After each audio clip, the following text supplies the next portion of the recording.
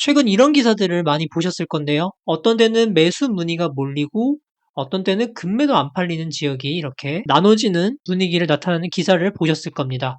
두 번째로 서울 집값이 지금 올라가고 있기 때문에 경기도 인천 주변 지역으로 이제 확산된다는 기사가 부동산에 관심을 가지신 분들이라면 아시게 됐을 건데요. 그런데 지금 유튜브에서 부동산을 치면 자주 나오는 전문가라는 사람들은 어떤 분은 상승이 일시적이고 하반기에 떨어진다고 하고 어떤 분은 아니야, 하반기에 이 상승이 계속 이어질 거라는 이야기를 하는 사람들도 있는데요. 이런 종류의 영상을 보게 되면 좀 많이 헷갈리실 겁니다. 그래서 이번 영상에서 이 사람들이 왜 이렇게 이야기를 하는지와 그다음에 하반기 부동산을 어떻게 바라봐야 하는지 이 부분에 대해서 말씀드리겠습니다. 먼저 하반기에 하락한다는 주장하는 근거를 한번 가져봤는데요. 입장을 보면 9월에 스트레스 DSR 시행 때문에 원인을 하나 뽑았고 그 다음에 하반기 하락하는 주장하는 분들이 상반기에 상승할 이유는 정부 정책 영향으로 정부에 대한 탓을 계속하고 있습니다.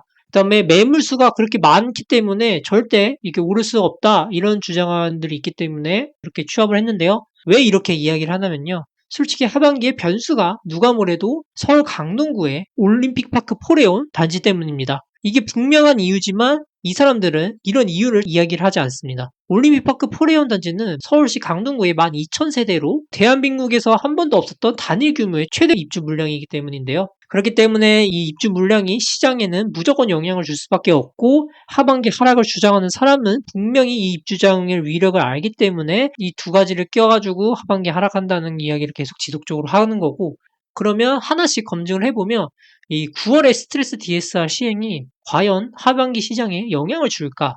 이거를 말씀드리겠습니다. 보시면 스트레스 DSR은 금리에 따라서 이제 대출 한도가 줄이는 역할을 하는데요. 하지만 만약에 금리가 낮아지면 어떨까요? 이 정책이 과연 의미가 있을까요? 지금 아래 보시면 9월 15일 날 이제 미국 금리가 한 차례 인하한다는 전도표가 90.3%로 나온 표를 보이실 겁니다. 이 근거로 만약에 9월에 미국에서 금리 인하를 한다면 시장 금리는 분명히 8월부터 움직일 거고 그걸로 인해서 대출 산정 시 금리가 낮아지기 때문에 한도도 그만큼 상쇄가 된다고 보시면 될 것 같은데요. 따라서 금리가 내려가면 DSR 한도도 당연히 올라가기 때문에 스트레스 DSR이 아무리 시행된다고 해도 그렇게 엄청 큰 갭 차이는 나오지 않을 것으로 보시면 될 것 같습니다. 두 번째는 신생아 대출 때문에 상승을 한 거다 이렇게 주장하는 사람이 있는데 이 부분에 대해서 잠깐 말씀드리자면 이 신생아 대출이 아예 영향이 없는 건 아닙니다. 하지만 서울은 상대적으로 신생아 대출 영향이 적다고 말씀드리고 싶은데요. 왜냐하면 신생아 대출은 여기 보시면 대상 주택이 9억 이하의 주택입니다. 서울에서 상반기에 거래가 먼저 증가 나온 곳은 9억 이상, 즉 10억 이상의 주택에서 거래가 먼저 나왔기 때문에 지금도 여전히 동대문구, 마포구 9억 이상 주택 기준으로 거래가 활성화되고 회복이 나온 단지들이 많이 나오고 있기 때문에 신세가 대출 때문에 상반기가 올랐다는 거는 그건 저는 아니라고 말씀드리고 싶습니다.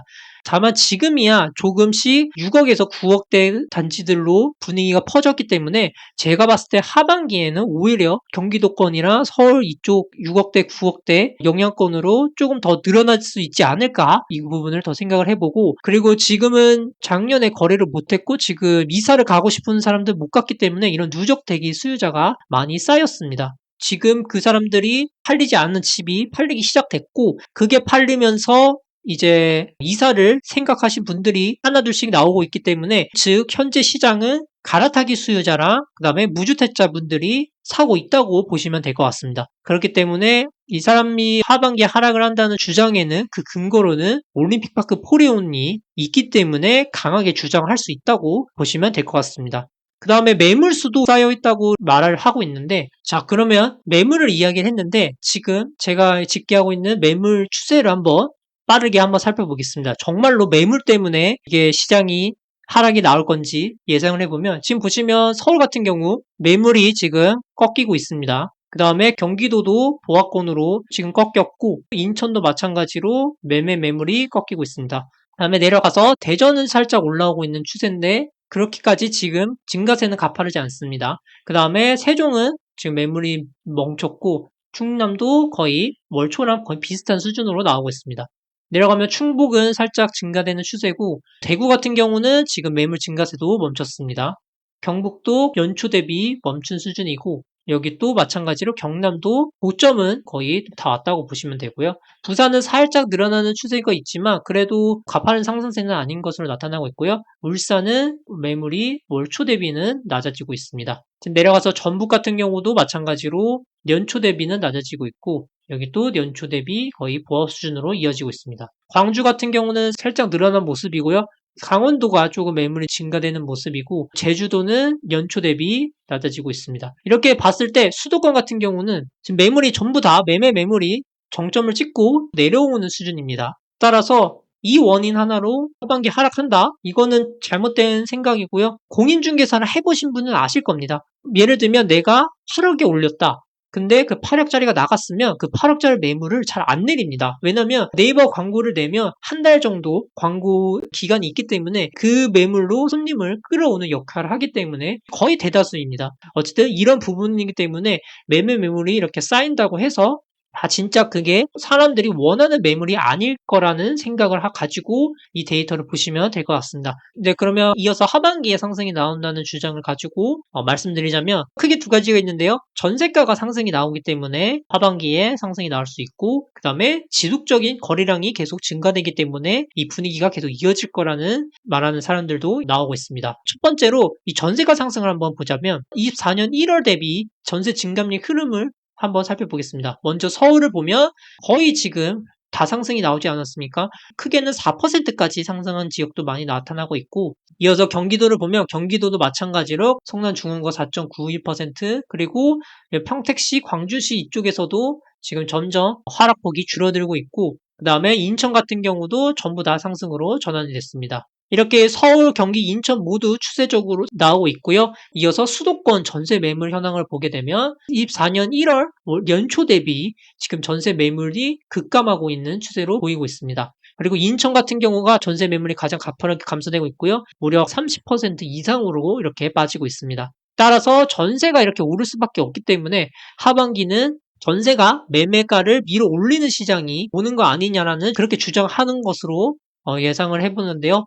다만 여기서 올림픽파크 포레온이 시장에 영향을 분명히 주는 건 확실하나 요즘에 사람들이 정보를 취합하는데 쉬워졌기 때문에 부동산에 관심을 가지고 계신 분들은 이 올림픽파크 포레온 입주장이 싼 것을 알고 있을 겁니다. 따라서 매수 대기자분들이 이 입주장이 제일 싸다는 걸 알고 이 수요가 이때 몰릴 가능성이 있기 때문에 약 보합세로 유지하다가 입주장이 끝나면 재상승이 이어질 거라는 시각도 있게 되는 건데요. 그렇기 때문에 여기서 말하는 하반기에 상승한다는 거는 약 강보합세로 갔다가 다시 상승한다는 이거를 이야기를 하는 겁니다. 여기서 그러면 제 의견을 정리해서 말씀드리겠습니다. 제가 2주 전에 제가 운영하는 네이버 프리미엄 컨텐츠에서 시장 분위기를 미리 말씀드렸는데 지금 7월 현재 서울은 준신축, 구축에서 움직이고 경기도는 신축, 준신축, 인천은 신축, 준신축 쪽으로 지금 여기서 거래가 터져 나오고 있습니다. 따라서 지금 거래가 계속 증가하고 있는 추세여서 저는 9월 전까지는 서울은 말할 필요 없이 경기도 인천 쪽에서 상승폭이 확대될 것으로 보고 있는데요. 그렇게 9월이 오면 조금 약 보합세로 서울로 시작해서 좀 이어질 거라고 예상을 하는데 다만 이게 지역별로는 좀 다르게 나올 것으로 예상을 하고 있습니다. 그러니까 인천은 인천대로 따로 갈 것이고 그 다음에 경기도는 올림픽파크 영향권이 아닌 지역은 그 분위기가 지속될 것으로 전망을 하고 있습니다. 그렇기 때문에 올림픽파크 포레온이 입주장이 지나면 다시 상승할 가능성이 저는 매우 높다고 보고 있는데요. 원인을 말씀드리자면 보시면 이게 수도권 전체 입주 물량입니다. 지금 25년에는 올해보다 더 적은 입주 물량이 구성되기 때문에 상승 요인으로 조금 더 뽑은 것으로 말씀드리고 싶고요. 그리고 26년은 더 심각합니다. 어쨌든 정리를 하자면 저는 하반기는 9월 전까지는 분위기가 계속 이어지다가 이제 슬슬 올림픽파크 포레온 입주장이 도래할 때쯤 서울과 경기도 성남시, 하남시, 위례시 입주장 영향권에서 약 보합세로 나올 것으로 생각을 하고 그 이후에 다시 올라갈 것으로 예상이 됩니다. 네, 이렇게 제 의견을 말씀드렸는데 여러분 생각은 어떠십니까? 하반기 하락한다는 사람 주장을 9월 스트레스 제자 시행, 매물 건수, 그리고 여러 가지 요인들을 주장을 하고 있는데요. 저는 오히려 이쪽 하반기에 상승한다는 쪽으로 조금 더 가깝다고 말씀드리고 싶습니다. 어쨌든 여러분들도 여러분들 시각이 있기 때문에 이 부분을 좀 참고해서 시장 보시는데 본인만의 해석을 하시고 잘 판단하셨으면 좋겠습니다. 그럼 저는 다음 영상에서 찾아뵙겠습니다. 감사합니다.